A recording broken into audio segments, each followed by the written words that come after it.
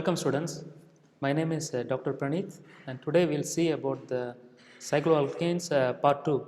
So in this lecture we will see more about the cyclohexanes preparation.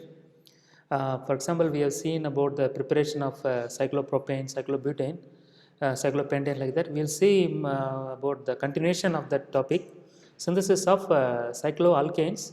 In that we will see about cyclohexanes.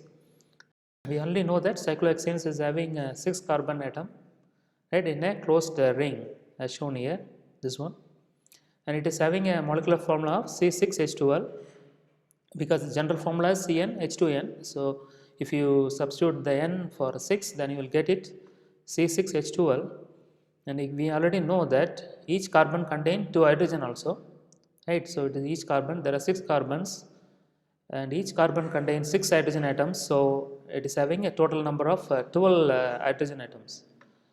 So how to prepare this cyclohexanes?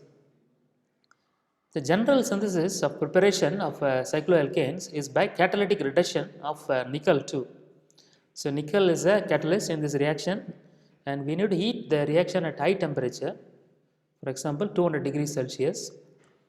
So what we can do by starting of the reaction is you take the benzene, you take benzene and you use this nickel catalyst at 200 degrees Celsius, and you also pass this hydrogen gas, 3 molecule of H2.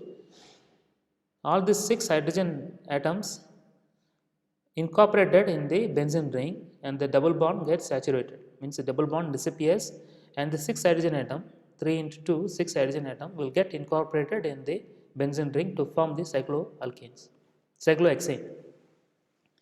So basic difference between benzene and cyclohexane is benzene and cyclohexane having same structure, but difference will be benzene there is no there is double bonds, 3 double bonds, and in cyclohexane there is no double bond. This is a saturated one. So in this way, by catalytic reduction with using hydrogen, we can get cyclohexane from benzene. So this is a typical reaction carried out in the industry to prepare cycloalkanes, cyclohexane starting from benzene. So now let's move on to check the reactions of the cycloalkanes. So the synthesis is over, right? Synthesis we have seen the preparation of cyclopropane, cyclobutane, cyclopentane, cyclohexane. Now we will see about their reaction, how they react with some chemicals, for example bromine atom, chlorine atom, etc. In this slide I have shown the reaction of cyclopropane.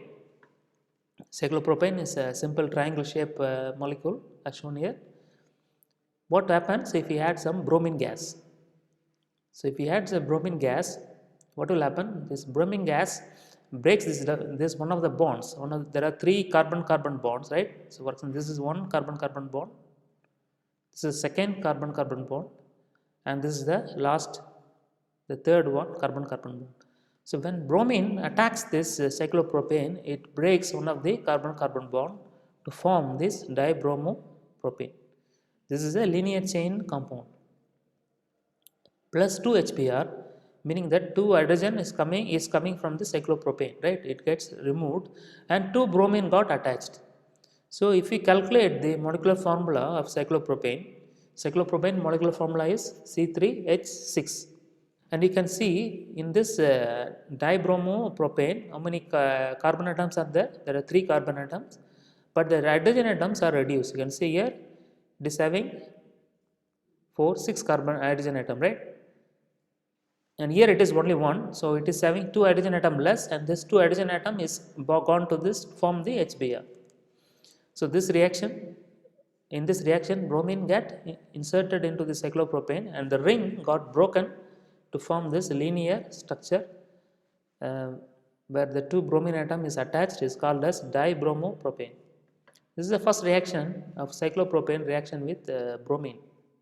But interestingly, if you add some HBr, say in this slide I have shown the cyclopropane reaction with HBr. Previously we have seen the cyclopropane reaction with bromine, 2 molecule of Br. What happens if you add HBr? Interestingly, you can see the cyclopropane, the hydrogen, one of the hydrogen goes here and this bromine goes here and this bond breaks to form the monobromopropane. In the last case we have seen formation of dibromopropane, and in this case we have seen a monobromopropane. This is the simple difference by changing reagent. If we take bromine, we will get dibromopropane, and if we add some HBr, you will get monobromopropane. Now let us move on to see the reaction of cyclopropane with hydrogen and nickel at 80 degrees Celsius. What happens? If you add hydrogen to in the presence of nickel catalyst, you will get a simple propane, right? CH3, CH2, CH3. So C6, CH3, C6, C8. So C3H8 is the molecular formula for propane, and starting from C3H6. So two hydrogen atom got attached to incorporated in the cyclopropane in the presence of nickel and at 80 degrees Celsius. So with cyclopropane depends on the reactions upon the reagent and the catalyst, we will get different products. This is the very interesting aspect of this reaction of cyclopropanes. Now let us see another very interesting reaction. So if we have a cyclopropane attached to this allyl group CH, CH2, CH, CH2, this double bond with hydrogen, what happens?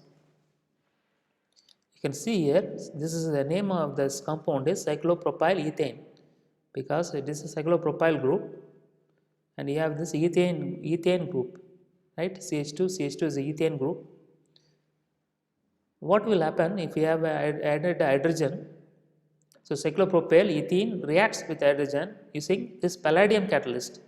PD is called as palladium catalyst. What will happen if you mix everything together? You will get pentane, meaning this one of this bond is broken and you have this linear structure as shown here. It's called pentane. The molecular formula is simple to calculate. Two sides of this carbon contain CH3 group, right? So 6 hydrogens, 2, 2, 2. So there are 12 hydrogen and 5 carbons. C5H12 is the molecular formula of cyclopentane. And what is the hydrogen content here in the starting material? Here it is 2 in this carbon.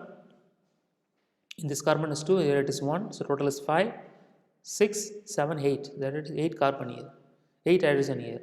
So C5H8 to C5H12. So the 4 hydrogen got incorporated, right? 6, 7, 8, 9, 10, 11, 12. So 4 hydrogen got incorporated in the presence of palladium catalyst. So with the cyclopropyl ethane, you can easily get a linear pentane structure by adding hydrogen in the presence of a palladium catalyst. This is another important reaction for cyclopropane. So these are some of the important examples of reactions of cyclopropane. You have seen we take cyclopropane and react with bromine or HBr or some nickel catalyst with hydrogen, you will get different products. And these are very important for industry to make such kind of linear molecule. It's difficult to get a linear molecule. You can use the starting material cyclopropane and then make such kind of molecule. Similarly, we can also do the same reaction with the same type of reaction with cyclobutane also. Cyclobutane, we already know it is a square shaped molecule and it contains 4 carbon atoms and 8 hydrogen atoms. What happens if we add some chlorine gas? So this is a chlorine gas, and if you shine some light, so H mu is a sunlight, for example, sunlight, you will get chlorocyclobutane. Interesting to note that chlorine does not break any bond here, right? See, the square shape is retained here. Square shape is not changed. It is still the square shape molecule with one chlorine is attached, with one hydrogen is gone and one chlorine is gone from here to form the HCl. So interesting question you can ask is why this bond did not get broken to form a linear molecule, right? First important point to note is cyclopropane, if you add chlorine or bromine, it can easily break this bond because cyclopropane is not very stable. But compared to cyclopropane, cyclobutane is more stable. We already know from the Bayer-Stein theory that cyclopropane is less stable compared to the cyclobutane. So cyclobutane is relatively stable, and so if you add chlorine, it cannot break this bond and it will form the chlorocyclobutane. This is the important difference. Another important thing here, notice why this bond got broken, why we get this square shape, right, cyclic molecule is we are using a very mild condition. We are not using heating up. We are using only shining the light only, right? The light, if you shine the light, the chlorine bond will break and chlorine will attach, right? This is the mechanism. If you shine light on the chlorine or bromine, it can break and it form a radical, Cl radical, and that will attach to the cyclobutane to form this one. So, two important points why this cyclic structure is retained is, one is the cyclobutane is more stable than the cyclopropane, and the second one is we are using a very mild condition, right? We are not heating up, we are not using any catalyst, so it is a very mild condition. So, we get this cyclic structure. So, this is how the reactions of cyclobutane with chlorine. Next, we will see how the cyclobutane reacts with H2 in the presence of nickel catalyst at high temperature. What happens?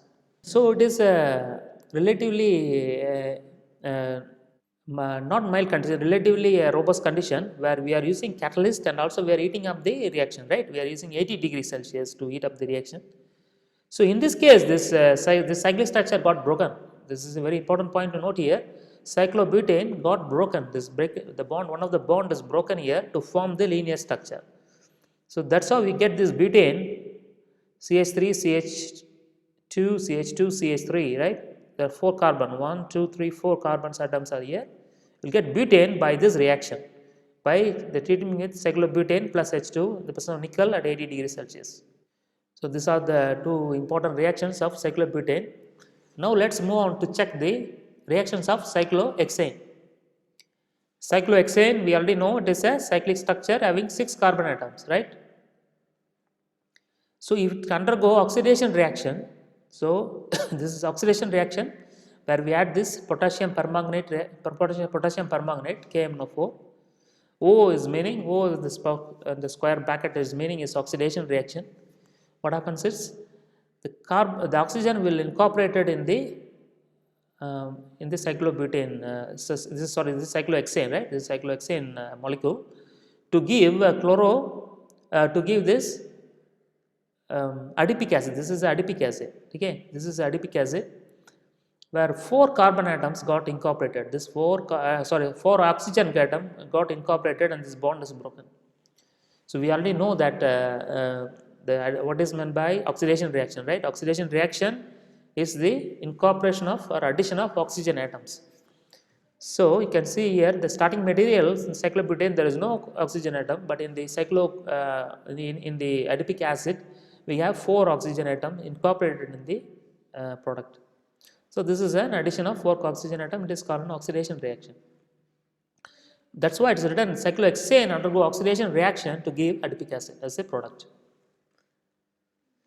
So far we have seen the synthesis of how to prepare the cyclohexane, right? How to prepare cyclohexane and the various reactions of propane, cyclobutane and cyclohexane. So, in the later classes we will see some other aspects of cycloalkanes, some more reactions of cycloalkanes and more interesting aspects of this cycloalkane chemistry in the next class. And thank you, and we will see you in the next class. Bye.